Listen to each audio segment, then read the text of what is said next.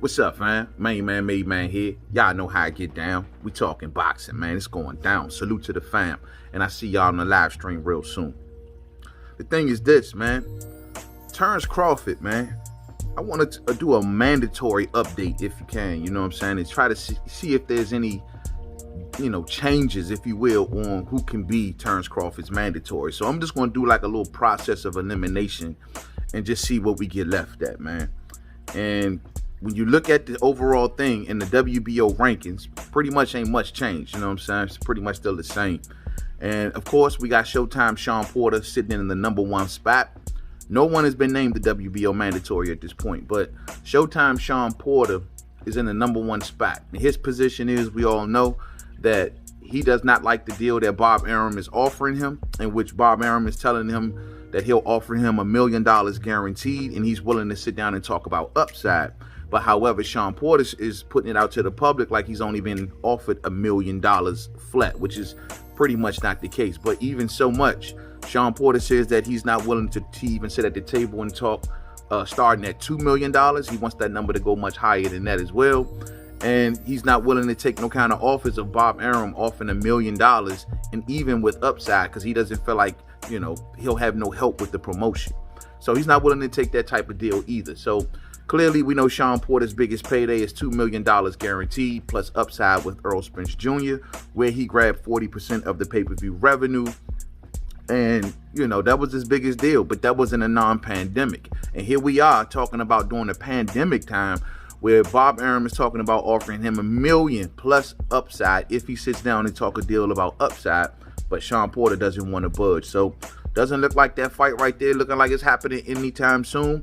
Doesn't look like, I haven't heard any news as of recently that PBC or anyone from that side is looking to maybe put in money for a person, doing the purse bid for Shawn Porter and Crawford.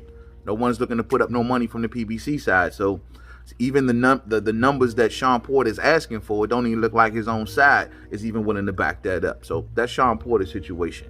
You look at the #2 dude, Virgil Ortiz. He's talking about making a fight with Maurice Hooker coming up in March. I actually like that fight. I think that's a damn good fight. You know what I'm saying? Especially for Virgil Ortiz and from where he's from in Texas. So stylistically, that should be an action-packed fight as well. So it's gonna be a good one. And but he's occupied. He said Terence Crawford name in the past, never happened, just been all talk at this point, and look like they're going about that down that route instead.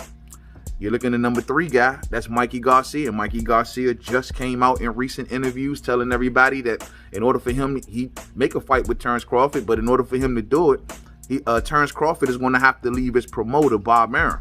Because we know that Bob Arum and Mikey Garcia got a bad history. They got bad blood together, where Mikey Garcia and Bob Arum ended up in court, and they kept Mikey Garcia out of the ring for a nice little amount of time.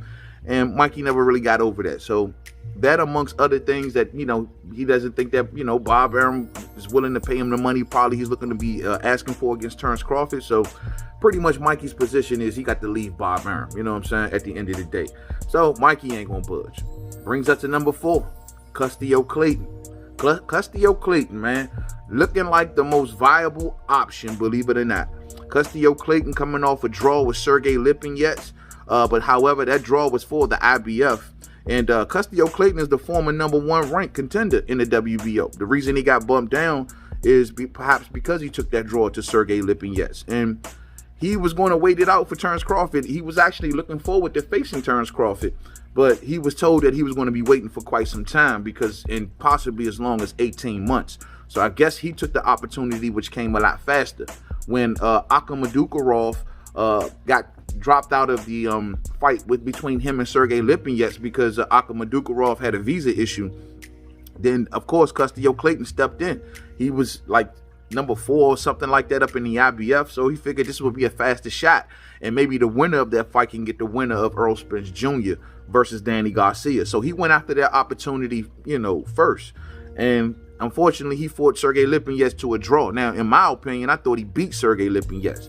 I thought he did a good job of boxing him from the outside, did a good job of counter-punching, kept moving. Sergey Lipinets had some good moments to the body, was showing a good right hand to the body. Did okay with cutting the ring off, but wasn't really landing nothing major upstairs, was getting counted all night, was eating a jab all night.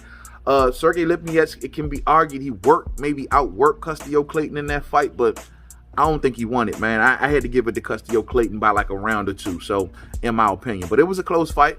Stylistically, it's pretty much whichever you liked it in that fight, but I thought Custio won it, man, and at least by a 2-round margin, man. I thought it was kind of clear, in my opinion. So Custio's not a bad fighter, man, out of Montreal, you know what I'm saying?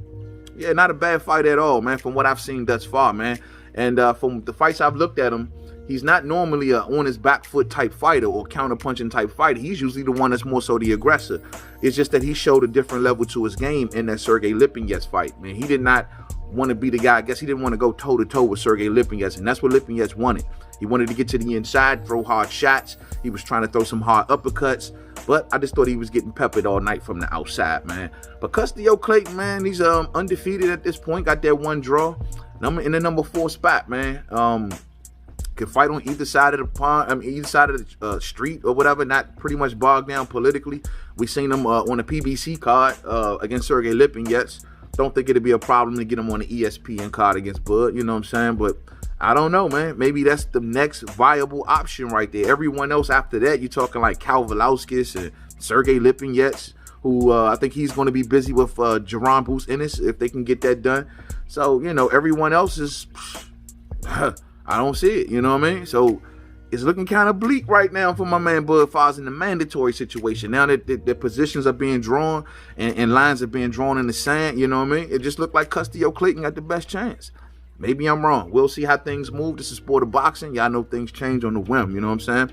Hopefully, you know, maybe Shawn Porter grows some heart. Maybe the PBC say, you know what, we believe in Shawn Porter, and Shawn Porter says he's a draw, and the place gonna be sold out. Yeah, you know, even without a crowd, I'm sorry, in a pandemic, yeah, we'll give Shawn Porter that money.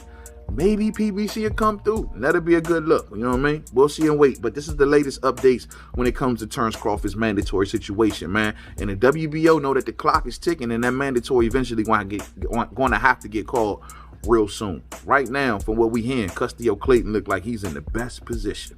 How y'all like that? Thumbs up for the homie, and let me know how y'all feel in the comment section. Let me know from where I'm going wrong, if I'm going wrong. Thumbs up for the homie, and rock them bells, man. Salute to the fam. Until the next one. Peace out.